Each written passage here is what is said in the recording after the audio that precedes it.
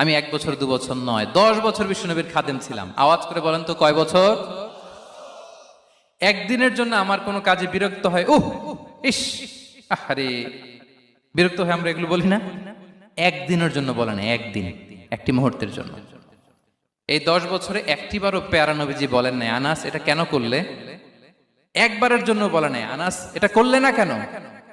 একবারের জন্য তিনি বলেন। আনাস রাদিয়াল্লাহু তাআলা আনহু বলেন, একদিন একটা কাজে সম্ভবত জুব্বা আনতে আমাকে বিষ্ণু পাঠিয়েছিলেন। আমি ছোট মানুষ, জুব্বা আনতে যে ভুলে আমি মদিনার বাচ্চাদের খেলা দেখতে আরম্ভ করলাম। বাচ্চারা রাস্তায় খেলাধুলা করে না? বিষ্ণুনবী যেটা আনতে পাঠিয়েছে ওইটা না এনে ভুলে, ছোট মানুষ তো, সেও দাঁড়িয়ে দাঁড়িয়ে মদিনার ছেলে মেয়েদের খেলা দেখতেছে। এখন সময়ের পর সময় যায়, ঘন্টার পর ঘন্টা যায়, আনাস তো আর আসে না জুব্বা নিয়ে। বিষ্ণুনবী ভাবলেন, হায় রে, আনাস মনে ভুলে গেছে, যাই নিজের কাজ নিজেই করে নিয়ে আসি। বিষ্ণুনবী বেরোলেন, বেরোই দেখে ওই তো আনাস, আমার আনাস।